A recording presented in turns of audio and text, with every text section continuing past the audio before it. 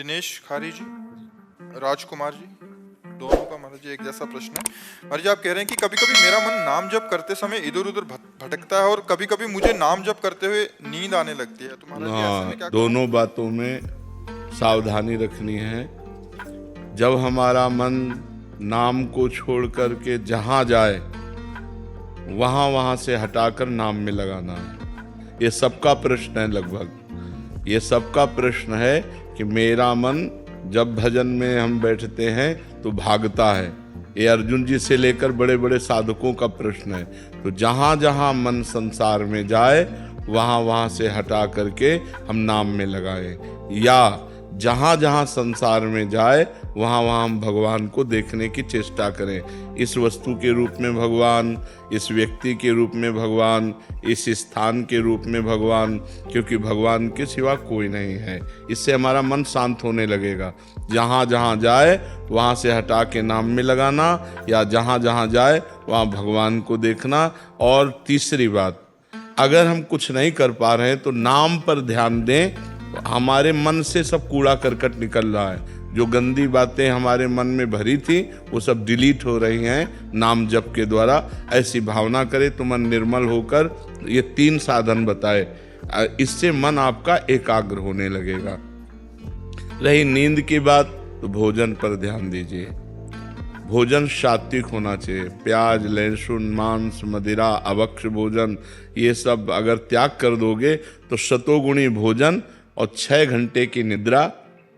अगर आप जो नींद ले रहे हैं वो 6 घंटे तो होना चाहिए। स्वस्थ शरीर के लिए 6 घंटे आवश्यक है।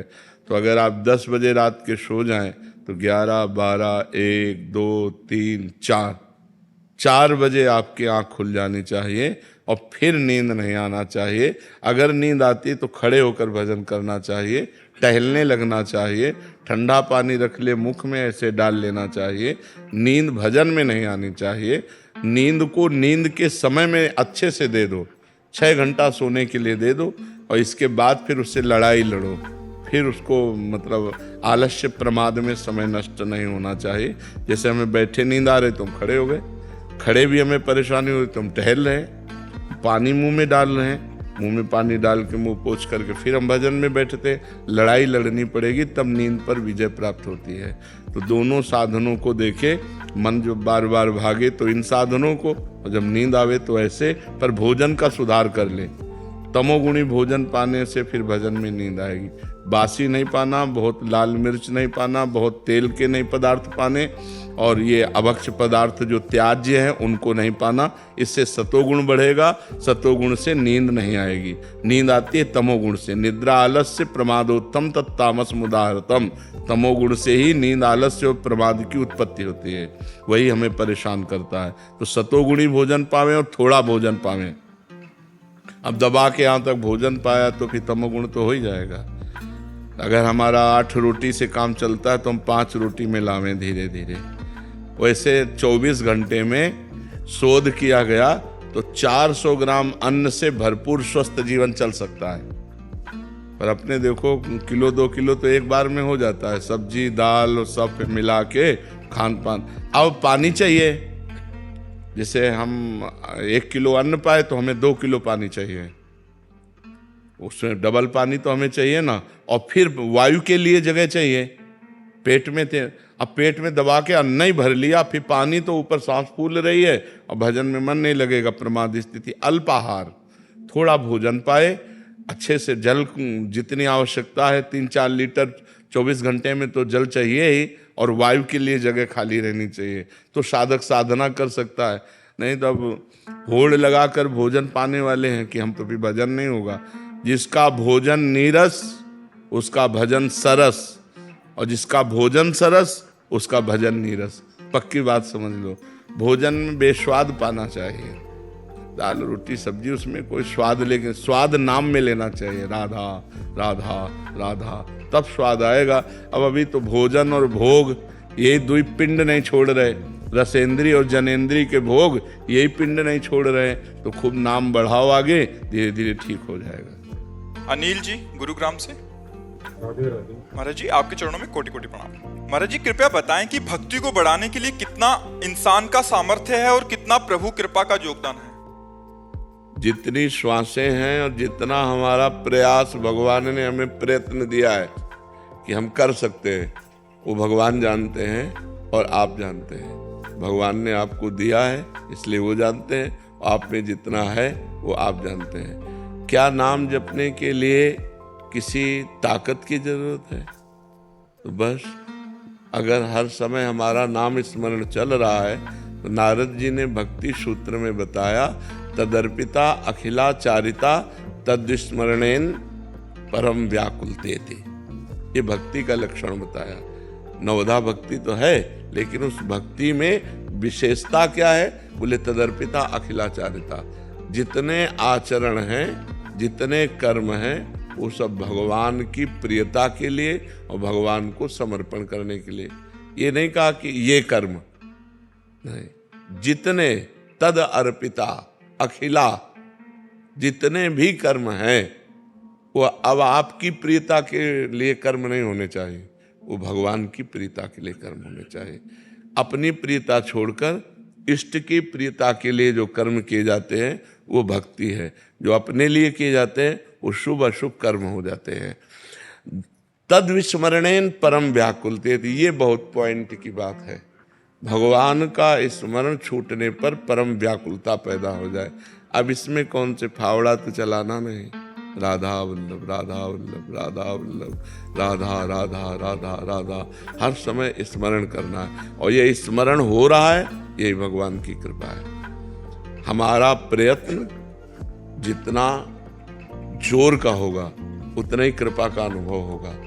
अब हम थोड़ी देर जपे, फिर प्रपंच, फिर मनोरंजन, फिर माया की बातें, वो बात एक अलग है। लेकिन यदि हम वास्तविक भक्ति करना चाहते हैं तो हमें श्वास श्वास सुमिरन करे, दुविधा रहे न कोई। अगर हर श्वास में अधिक से अधिक नाम जप करे तो भगवत प्राप्ति में दुविधा नहीं रहेगी। भक्ति का पूर्ण स्वरूप यही है कि हमारा प्रयत्न प्रमाद में न बदलने पावे। कोई आनंद आया नहीं, कोई भगवत दर्शन हुए नहीं और प्रतिकूलता आती चली जा रही, प्रमाद ना आने पावे, बराबर प्रयत्नशील रहे तो वो कृपा पात्र जन भगवान की कृपा में डूब जाता है। हरिवंश कृपा हरिवंश का है, कृपा से ही हम हरिवंश बोल पाएंगे, कृष्ण कृपा से ही कृष्ण बोल पाएंगे। और जय कृष्ण तेई नाम, अगर कृष्ण नाम चल रहा है तो साक्षात कृष्णचंद्र जो हमारी जिह्वा पे विराजमान है। हमें निरंतर नाम जप करना चाहिए, अपने हर आचरण भगवान को समर्पित करने चाहिए। यही भक्ति का स्वरूप है। प्रयत्न हमारा, कृपा भगवान की। जो प्रयत्न हो रहा है वो भी कृपा से ही हो रहा है, ऐसा अनुभव करें। समझ पा रहे हैं आप? राहुल जी अलीगढ़ से। राधे राधे महाराज जी। महाराज जी, श्री नरसिंह मेहता जी जैसी निश्चिंतता कैसे आती है? जब हम पूर्ण रूप से भगवान को समर्पित हो जाते हैं, हमारी कहीं ममता नहीं होती। नरसिंह मेहता जी का लड़का मरा तो करताल उठाकर नाच रहे, बड़ा भला किया गोविंद ने, गोविंद ने बड़ा भला किया। क्योंकि कहीं ममता नहीं, पुत्र में, पत्नी में, बेटी में, परिवार में कहीं ममता नहीं। एकमात्र भगवान में आसक्ति है और भगवान में समर्पण है। दूसरों के प्रति भगवत भाव और निरंतर भगवान का चिंतन, भगवान का आश्रय, कहीं कोई ममता आसक्ति नहीं तो आ जाएगा। पर ये बहुत कठिन बात है। अपने शरीर में ममता, शरीर संबंधियों में ममता, भोगों में आसक्ति, नाना प्रकार का प्रपंच भरा हुआ है। अभी भगवान का आश्रय कहाँ है? धन का आश्रय, बल का आश्रय, नाना प्रकार की व्यक्ति वृत्ति, जो व्यक्ति हैं या अंदर की वृत्ति, इनका आश्रय, भगवान का आश्रय कहाँ है? जब संपूर्णतया न किसी व्यक्ति का न किसी वृत्ति का, एकमात्र भगवद आश्रय, तब भगवान की कृपा का अनुभव होता है। अब उनके आगे भात भरने का पर्चा आया, ठाकुर जी के सामने रख दिया, आपका जैसा मन हो, भर दिया ठाकुर जी ने भात। उनके बेटे का ब्याह था, उनका हमसे नहीं होने वाला, आप जानो, हमें आपका भजन नहीं छोड़ना है, आप जानो। तो भगवान ब्याह में थे, नरसिंह मेहता के बेटे के ब्याह में भगवान स्वयं थे। हाँ, तो इसी को तो भजन के द्वारा भगवान में समर्पित करना है। खूब भजन करो, ये समर्पित हो जाएगा।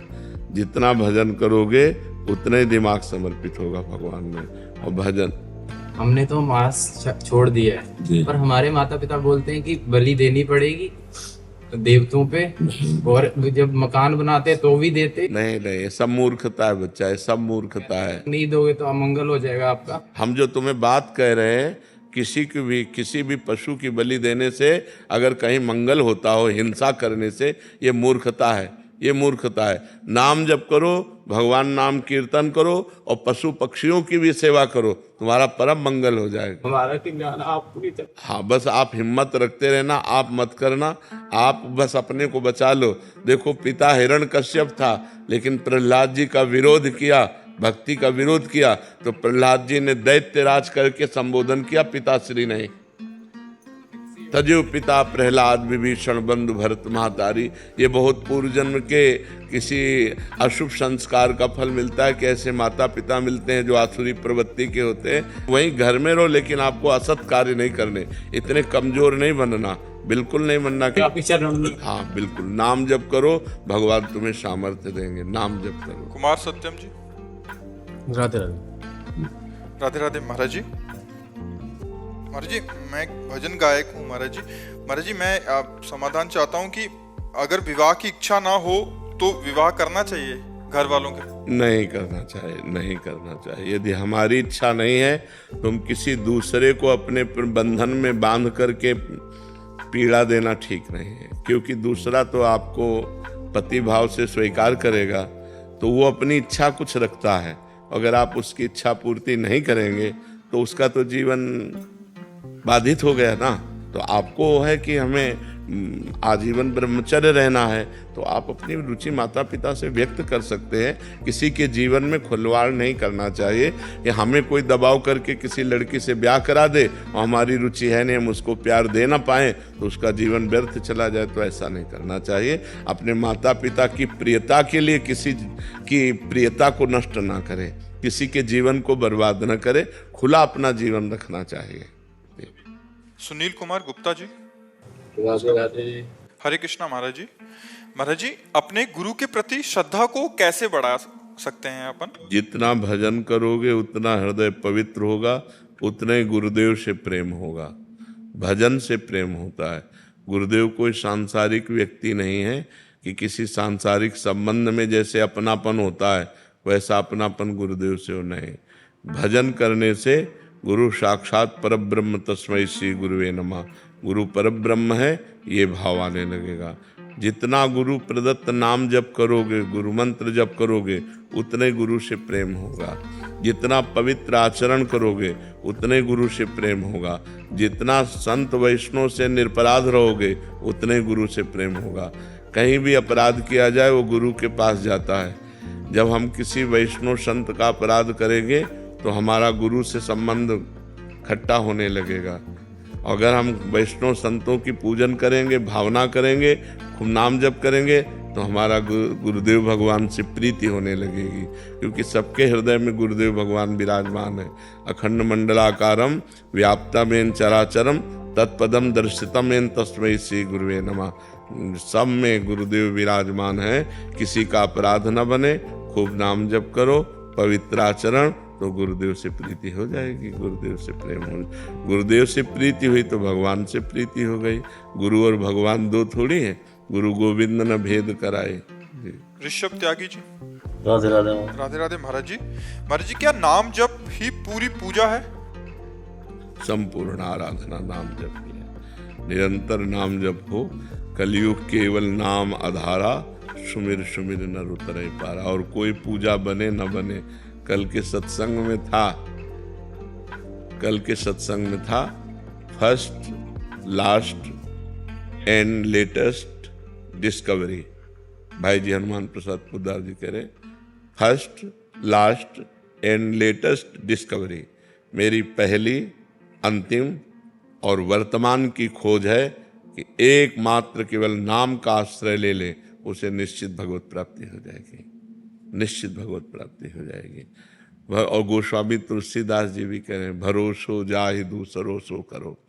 किसी का मन आवे किसी साधन पे भरोसा करो।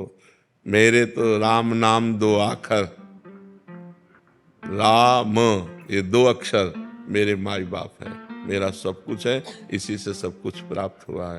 तो भगवान नाम जप ही संपूर्ण पूजा है। यदि नाम जप हो रहा है और कोई पूजा नहीं हो रही तो संपूर्ण पूजा हो रहा है। अगर और पूजा हो रही, नाम जप नहीं हो रहा तो अधूरा है। नाम जप है अंक और सब सेवा साधन शून्य है। जैसे एक लगा के शून्य तो 10, फिर शून्य तो 100, फिर शून्य तो 1000। ऐसे नाम जप करते हुए सेवा साधन जो भी करो, व्यापार नौकरी, सब 10 गुना फल देने वाला होगा। अगर नाम जप अंक है, अंक हटा दो तो 0 0 0 0। समझ पा रहे हो? इसलिए संपूर्ण सेवा पूजा भजन नाम है। अगर नाम जप हो रहा, इससे बड़ी कोई पूजा नहीं, इससे बड़ा कोई यज्ञ नहीं, इससे बड़ा कोई तीर्थ स्थान नहीं, इससे बड़ा कोई दान नहीं। सब कुछ यही है नाम जप। नाम के समान नाम ही है, इसकी समानता में दूसरा कोई नहीं। राहुल जी दिल्ली से। राधे राधे महाराज जी। राधे राधे महाराज जी।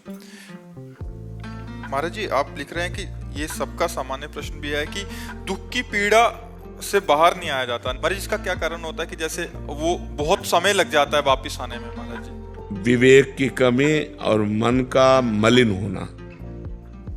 अगर विवेक प्रवीण हो तो 1 सेकंड में काट दे, तो प्रवीण विवेक हुआ नहीं, बुद्धि में विवेक हुआ नहीं, केवल बुद्धि है।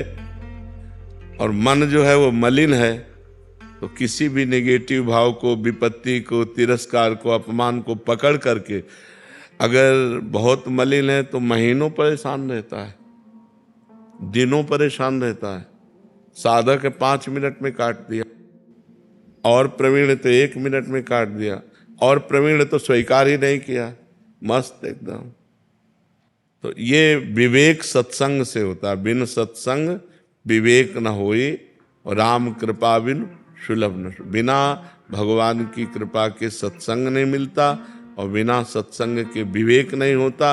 अगर विवेक हो जाए बुद्धि में और नाम जब चल रहा है तो मन की मलिनता नष्ट हो जाएगी, वो दुख को पकड़ेगा ही नहीं, वो सुख में ही रहेगा। अगर हमारा मन भगवान के चिंतन में है, शरीर में दुख है या परिस्थिति दुखद है, तो हम उसको क्रॉस कर जाएंगे। अगर हमारा मन भगवान में नहीं है तो उसी में डूब जाएंगे, उसी में परेशान हो जाएंगे। तो लोग भगवान का आश्रय तो लिए नहीं, भजन करते नहीं, तो सुख आया तो फूल गए, बोले नहीं उनके लड़का हुआ है, ठीक है, हुआ, हर्षित हुए, पधार गया, अब हाहाकार मचा, रोना शुरू। ये तो नियम है संसार का, सुख और दुख। तो जब सुख आवे तो ज्यादा फूले नहीं, तो दुख आवे तो फिर उसमें डूबेगा नहीं। तो हम कहते हैं कोई उत्सव मनाओ, कोई भगवत कार्य करो, तो नाम कीर्तन, भगवान का यश कीर्तन, भगवान की कथा वार्ता और भक्तों की सेवा, तो तुम्हारा जीवन सार्थक हो जाए। तो अपवित्र मन दुख को पकड़ता है, और पवित्र मन सुख को, भगवान के सुख को पकड़ता है। भगवान का सुख ऐसा है जो सांसारिक सुख दुख से निवृत्त कर देगा। अब जैसे कोई लाभ मिला तो तत्काल विवेक काम करता है, इतने से क्या होगा और ये कितने दिन टिकेगा, तो उसमें फूलन नहीं होती। नहीं तो संसारिक आदमी एकदम फूल जाता है, अरे लाभ मिल गया, अच्छा हानि हुई, कितनी देर टिकेगी? जब सुख नहीं टिका तो ये कितनी देर टिकेगी? हम डटकर इससे लड़ते हैं, और इस विपत्ति से, इस दुख से, इस हानि से हम परास्त नहीं होंगे, क्योंकि विवेक काम कर रहा है। और विवेक सत्संग और नाम जप से होता है। तो नाम जप और सत्संग करो, जिससे तुम्हारा मन पवित्र रहे, दुख का स्पर्श न करे। दुख जो है वो माना हुआ है, दुख है नहीं, दुख माना जाता है, दुख की मान्यता है, नहीं तो दुख है नहीं। सुख है, सुख है। जैसे पानी गिरा तो किसान को सुख हो गया और कुम्हार को दुख हो गया, उसके सारे बर्तन भीग गए, जो कच्ची मटकी थी सब फैल गई उसको। तो सुख और दुख अपनी मान्यता के अनुसार है। एक की मान्यता खेती लहला रही तो सुखी हो गया, एक के बर्तन सब मिट्टी के थे वो सब फूट गए पानी गिरने से, वो दुखी हो गया। तो दुख और सुख एक ही वर्षा, एक को दुख दे दी, एक को सुख दे दी, तो मान्यता हुई ना। अपनी मान्यता बिगड़ गई, अपनी मान्यता बन गई तो सुख और दुख का ये कोई शाश्वत सुख नहीं है। शाश्वत भगवान का सुख है। यदि हम नाम जप करें, सत्संग सुने और भगवान के भरोसे हो जाएं तो हम सुख दुख से निपट सकते हैं। नहीं तो पीस डालता है आदमी, इतना दुखी हो जाता है कर लेता है। देखो ना, हार जाने पर, फेल हो जाने पर, या किसी भारी समस्या में या ब्लैकमेल हो जाने पर आदमी जब दिमाग काम नहीं करता तो फिर उसको कर लेता है। तो हमें लगता है कि हमें सत्संग के द्वारा अपने विवेक को बढ़ाना चाहिए, जिससे हम ऐसी परिस्थितियों से निकल पाएं। अगर हम ना निकल पा रहे हैं तो हमको विज्ञ जनों के पास जाना चाहिए, संतों के पास जाना चाहिए, वहाँ अपनी समस्या रखनी चाहिए, उससे निकलने का उपाय पूछना चाहिए। डूबना नहीं चाहिए, उसको पकड़ के नहीं बैठ जाना चाहिए कि अब क्या होगा, अब तो सब बेकार हो गया। नहीं, ऐसा नहीं, कोई ना कोई रास्ता भगवान निकालेंगे जिससे फिर हमारे जीवन में प्रकाश आएगा, फिर हम आनंद को प्राप्त होंगे। दीपक जी फरीदाबाद से। राधे राधे महाराज। राधे राधे महाराज जी। महाराज जी, दास का जन्म उसी स्थान गांव में हुआ जहां सूरदास जी महाराज जी का जन्म हुआ था। महाराज जी, नाम जप के अलावा और मैं क्या करूं उनकी जैसी भक्ति मेरे अंदर आ जाए? भगवान को सूरदास जी के लिखे हुए पद सुनाओ, बहुत प्रिय लगते हैं। रसिकों के पद जो है ना, बहुत प्रिय लगते हैं। ठाकुर जी की छवि सामने हो या श्री विग्रह हो और सूरदास जी के लिखे हुए पद उनको सुनो, बहुत राजी हो जाएंगे। नाम जप करो और पद सुनाओ ठाकुर जी को, बहुत जल्दी प्रसन्न हो जाएंगे। रोज पद सुनाने जाते थे श्री सूरदास जी श्रीनाथ जी को। श्री श्रीनाथ जी का जब श्रृंगार होता तो सबको ये आश्चर्य होता कि जैसी पत्रावली, जैसा श्रृंगार, जैसी पोशाक, जैसे आभूषण, वैसे ही वर्णन। तो कई बार लोगों ने पूछा कि वास्तविक आप अंधे हो कि आपके नेत्रों में ज्योति है? तो उन्होंने कहा नहीं, बिल्कुल नहीं, बाहरी नेत्र कुछ नहीं। तो वो सिद्ध पुरुष थे। तो एक दिन उनकी परीक्षा के लिए पर्दा किया गया कि ठाकुर जी का श्रृंगार हो रहा है, और कोई श्रृंगार नहीं किया गया, बस एक लंगोटी पे, और बस पर्दा खोल दिया गया। बोले गाओ, ठाकुर जी का श्रृंगार हो गया। तो सूरदास जी ने पद गाया, आज हरि देखे नंगम नंगा।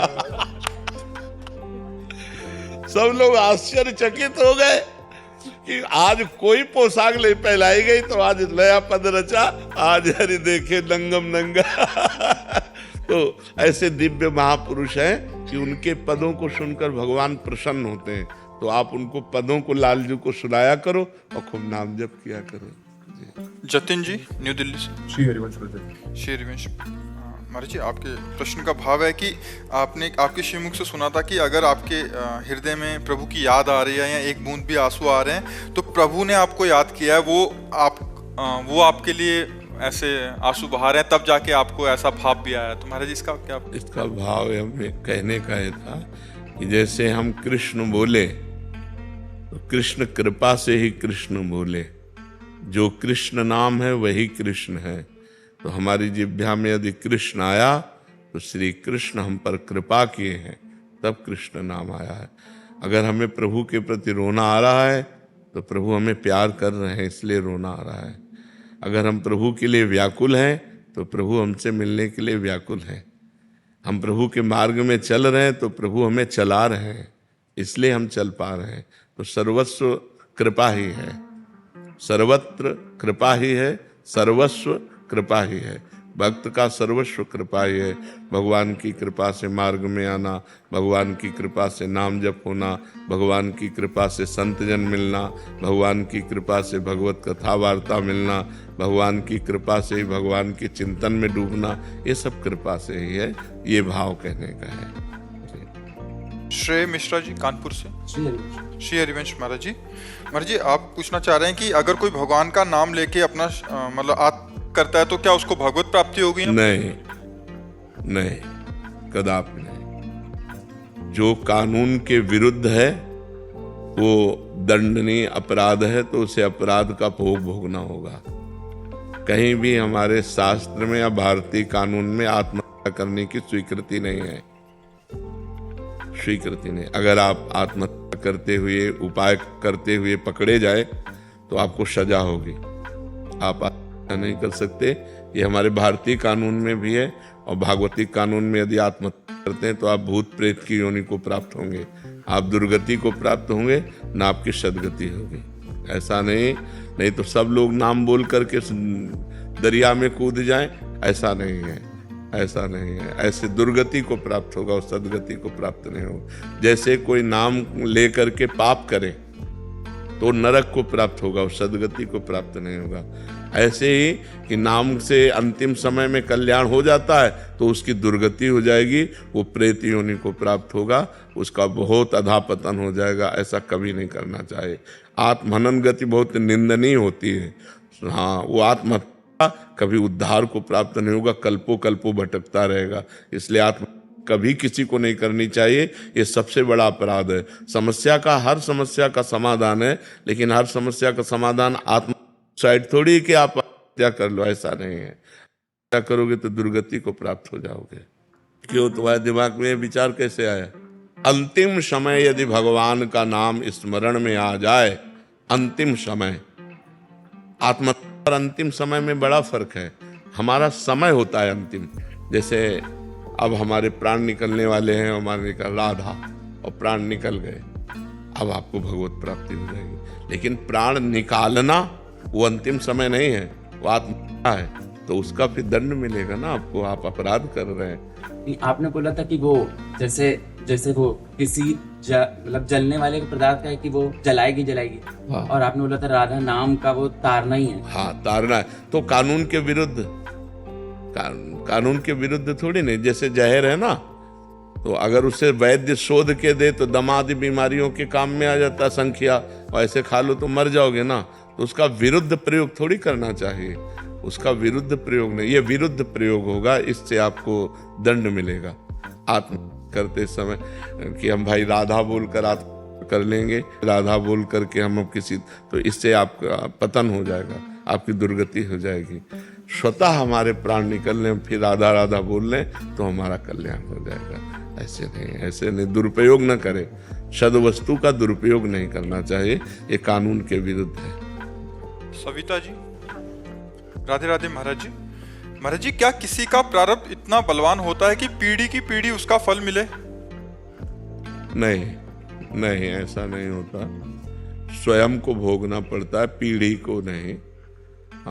जैसे पिता ने पाप कर्म किया और पूर्व जन्म का दुख पुत्र को भी बधा है, तो ऐसे पिता का पुत्र बनेगा कि उसके आचरण का उसे जीवन भर दुख भोगना पड़ेगा। पिता कर्जा किए हुए था, पिता अपराधी था, पिता बहुत प्रकार के दुराचार किए हुए था, तो उस पुत्र को जीवन भर दुख भोगना पड़ेगा।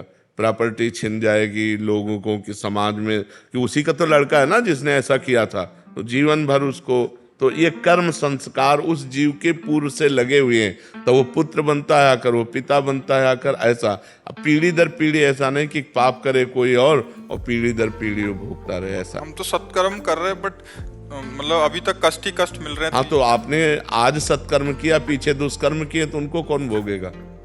पीछे जन्म में दुष्कर्म किया, पीछे कमाई है ये। अभी की कमाई तो आपकी अच्छी है, मान लो सत्कर्म कर रहे हैं, लेकिन पीछे बुरे कर्म किए पूर्व जन्म में, तो भोगना नहीं पड़ेगा? तो भोगना तो पड़ेगा, अवश्य में भोक्तव्यम कृतम कर्म शुभाशुभम। किसका प्रश्न है? हाँ, तो भोगना तो पड़ेगा ही ना। आज सत्कर्म कर रहे हैं, लेकिन पीछे हमारे बुरे कर्म रहे, तो उनका दंड भोगना पड़ेगा। तो भोगना अवश्य में भोक्तव्यम, भोगना पड़ेगा। अच्छा, एक बात ये बता दो कि गोरे दाऊ जी श्याम काहे बने? मैया मोए दाऊ बहुत खिजायो, मोसों कहे तो मूल को लीनो, तू जस मतलब जायो। गोरे नंद यशोदा गोरे, तू कित पारो आयो। पहलो एक कारण ये है, दूसरो कारण ये है कि छोटे बड़े भैया को कर्तव्य रहे छोटे भैया की रक्षा करवो। तो कंस या कंस को कोई राक्षस आवे को, दो भी आए शैतान आऊं और बिलाऊ, पाषाण पत्थर के है गए। तो बाबा बड़े भागते बास मिलो नंदगाम को, लाड़े ले लाल को चित्त में लाऊं, गुणगान करूं नित ध्यान धरूं, अब तेरे ही द्वार पे शीश नवाऊं। चरणामृत पान करूं मैं सदा, अपनो निज जीवन धन्य बनाऊं। अब ऐसी कृपा करियो नंदलाल, मैं वास सदानंद गाम को। तो जब छोटे लाला की रक्षा के लिए फिर बड़े लाला दाऊ दादा ने अपनो रूप श्री कृष्ण को दाऊ सो दाता नहीं ब्रज में कोई एक, और दीनन पे रक्षा करे और टारे विघ्न एक। दाऊ दाऊ सब कहे और मैया कहे ना कोई, और दाऊ के दरबार में मैया करे सो हुई। जैसे बाबा के दरबार में जो बाबा के रो वही है रो। जय दंत के लाला की जय। आशीर्वाद लेना, 70 साल की उम्र, राजनीति करनी चाहिए नहीं करनी चाहिए? राजनीतिक बात अलग है, राष्ट्र सेवा समझो, राष्ट्र सेवा करनी है हमें। जो पद मिले उसके द्वारा समाज को सुख पहुंचाना और भगवान का नाम जप करना, अगर दोनों कार्य करोगे ना तो ये हो गई पूजा और इस सुमिरन से हो गई भगवत प्राप्ति। तो समाज सेवा करनी, जैसे सांसद पद है, एमएलए पद है, तो इन पदों के द्वारा हम समाज को सुख पहुंचाते हैं। राष्ट्र सेवा हम कर रहे हैं, हम अपने देश की सेवा कर रहे हैं, अपने नगर वासियों की सेवा कर रहे हैं, भगवान का नाम जप कर रहे हैं। और देखो आप जैसे इतनी आयु है तो आपको अनुभव भी है, तो आप नौजवानों को सत्मार्ग देना, समाज को सुख पहुंचाना ये जरूरी है। अगर आप जन न करेंगे तो नौजवानों की बुद्धि तो बेविचार और व्यसन में फैल रही है, बेविचार व्यसन में फैल रही ना, बॉयफ्रेंड गर्लफ्रेंड ये दुनिया के लिव इन रिलेशन गंदगी में फैल रही, नशा पी रहे हैं और नशे की जरूरत के लिए हिंसा कर रहे हैं, चोरी कर रहे हैं। तो आप जैसे विवेकी जन समाज को सुधारिए, यही सबसे बड़ी सेवा है, और खूब नाम जप कीजिए। प्रशांत जी। राधे राधे। राधे राधे महाराज जी। महाराज जी, भारत हमेशा धर्म, समृद्ध और विश्व कल्याण हेतु अग्रसर रहा है। महाराज जी, भारत में गरीबी और भूखमरी की समस्या है। भारत में नहीं, पूरे टोटल आप ऐसे बोल सकते हैं, लेकिन आप पर्सनल में देखिए, प्रत्येक व्यक्ति क्या धर्म से चल रहा है? गरीबी है लेकिन 100 रुपया की शराब पी के आ रहा है। आप विचार करो, परिवार में बड़ी समस्याएं लेकिन वो व्यभिचार प्रवृत्ति से युक्त है, वो हिंसा प्रवृत्ति से युक्त है, वो गलत आचरण करता है, तो इसका दंड तो भोगना ही पड़ेगा ना। ये धर्मात्माओं का देश है, ये धर्मशील देश है, ये कर्म भूमि है। अन्य देशों को ऐसा नहीं कहा गया, हमारे शास्त्रों में भारत को कर्म भूमि कहा गया है। अब ये विचार प्रवृत्ति कैसी फैल रही है, बॉयफ्रेंड गर्लफ्रेंड, ये कौन पवित्रता का आचरण धारण कर रहा है? सब मनमानी आचरण धारण कर रहे हैं। तो फिर उनको किसी न किसी विधान से अपने कर्म का फल तो भोगना पड़ेगा। तो कर्म भोग इसी में आता है कि दुख है, दरिद्रता है, विपत्ति है और डिप्रेशन है, नाना प्रकार की प्रतिकूलताएं हैं, इसी में तो दुख आता है। तो दुख ही पाप का मार्जन करता है। तो इसलिए अब देखो पाप परायण कितने लोग हैं, हजारों लाखों पशु काट के लोग खाते होंगे, लाखों की संख्या में खाते होंगे, मुर्गा आदि बकरा आदि हजारों की संख्या में, लाखों की संख्या में खाते हैं। तो क्या ये पाप कर्म नहीं है? तो क्या उसका दंड नहीं भोगना पड़ेगा? हाँ, टोटल अगर हम बोलते हैं तो धर्मशील, शांत, प्रिय और दूसरों का उपकार करने वाला देश है। मान लो किसी देश में भी, वो हमारा शत्रु देश भी हो, अगर वहाँ कोई मतलब परेशानी आ गई, भूकंप आ गया, बाढ़ आ गई, तो भारत आगे खड़ा दिखाई देगा सेवा करते हुए। ये हमारे देश का है। लेकिन क्या हमारे देश के अंतर्गत अधार्मिकता नहीं हो रही? क्या पाप नहीं हो रहे? कितने बड़े बड़े पाप हो रहे हैं, कितनी अधार्मिकता हो रही, तो क्या उसका दंड नहीं मिलेगा? तो उसका दंड मिलने के लिए यही सब है, दरिद्रता, प्रतिकूलता, विपत्ति, नाना प्रकार की मानसिक और शारीरिक रोग समस्याएं, वही सबको भोगनी पड़ रही। यदि सब धर्मशील हो जाएं, ठीक से चलें, तो सब स्वस्थ रहें, सब आनंदित रहें। लेकिन सब ऐसे नहीं कर रहे हैं। आप खुद देख लीजिए कितना बड़ा अनाचार दुराचार भारत में भी हो रहा है। तो फिर उसका दंड तो भोगना ही पड़ेगा। दिन भर लेबरी करके 500 रुपये कमाते हो, शाम के शराब पी के जाते हैं। अरे उसी के हरी सब्जी लेके जाते तो पूरा परिवार खाता, उसी के थोड़ा मीठा मीठा लेके जाते, परिवार प्रसन्न होता। लेकिन शराब पिए और ढंगते हुए ऐसे जा रहे हैं। ये लाखों की समस्याएं हैं, लाखों की समस्याएं, एक की समस्या नहीं, लाखों लोगों की है। भगवान ने तुम्हें दिया है तो तुम अपना मनोरंजन मार करके दूसरे का जीवन यापन कर सकते हो। हजारों ऐसे हैं जो बीमारी से परेशान हैं और अर्थ की अव्यवस्था है, और तुम 50,000 फूंक रहे हो। भगवान ने तुम्हें दिया है माना, तो तुम 50,000 मनोरंजन में फूंक रहे हो। यदि उनको दे देते तो गरीबों के घर बस जाते। तो ऐसे कितने लोग हैं जो विचार नहीं कर पा रहे कि हम अपने भारत का सहयोग करें। हमारे भारत की गरीबी दूर कैसे होगी? जिनके पास अपार धनराशि है वो गरीबों को ऐसी व्यवस्था करे, तो ऐसी मति गति कहाँ है? तो इसलिए टोटल तो हम कह सकते हैं कि हमारा देश धार्मिक देश है, शांति प्रिय देश है और दूसरों का उपकार करने वाला देश है, लेकिन सब नहीं है, इसीलिए सब भोग रहे हैं, इसलिए अपने अपने कर्मों का फल भोग रहे हैं। रमेश जी नोएडा से। श्री हरिवंश। श्री हरिवंश महाराज जी, आपके चरणों में कोटि कोटि प्रणाम। महाराज जी, मेरे कुछ संशय हैं, कृपया निवारण करने का कृपा करें। महाराज जी, क्या पद्म आसन में कुछ और क्रियाएं कर सकते हैं, जैसे कीर्तन, पाठ पढ़ना, वार्तालाप या भोजन करना आदि? नहीं, पद्मासन में मंत्र जाप, नाम जप और शांत भाव से बैठ सकते हैं, बस, और नहीं। ये नहीं कि पद्मासन लगा के भोजन पा रहे हैं, पद्मासन लगा करके हम पाठ कर रहे हैं, कीर्तन कर रहे हैं। पद्मासन होता है शांत भाव, मन को एकाग्र करके नाम में मंत्र में लगाया, शांत भाव से बैठे भगवत चिंतन कर रहे हैं। अब जितना लगा सको, 4 घंटे, 5 घंटे, 3 घंटे, 2 घंटे, भोजन आदि सुखासन पर, कीर्तन आदि खड़े होकर के या सुखासन में बैठ करके अलग अलग है, लेकिन पद्मासन में मंत्र जाप, ध्यान, नाम जाप अंदर करते हुए शांत बैठे रहना पद्मासन आदि का। महाराज जी, ये अनुभव किया कि पद्मासन जैसे आपकी प्रेरणा से किया तो भोजन अल्प मात्रा में हो गया, हाँ, और शक्ति ज्यादा मिल रही है महाराज। हाँ, ये होता है, भोजन अल्प हो जाता है और शारीरिक शक्ति बढ़ने लगती है, क्षमता बढ़ने लगती है। बहुत सुंदर। महाराज जी, क्या पद्मासन और सिद्धासन एक दूसरे के बाद कर सकते हैं? पहले हाँ, तो पद्मासन हाँ, फिर कर सिद्धासन? सकते, तुरंत कर सकते हैं। जैसे आप 40 मिनट 1 घंटा पद्मासन लगाए तो आप तुरंत फिर सिद्धासन में भी बैठ सकते हैं, दोनों में बैठ सकते हैं। महाराज जी, कल परसों आप अभी साधकों को जो बता रहे थे कि जैसे पद्मासन पे लगा के उससे बहुत फायदा होगा महाराज जी, 4। हाँ, उसमें क्या होता है कि वायु संशोधन, पहला वायु संशोधन होता है कि जैसे हमने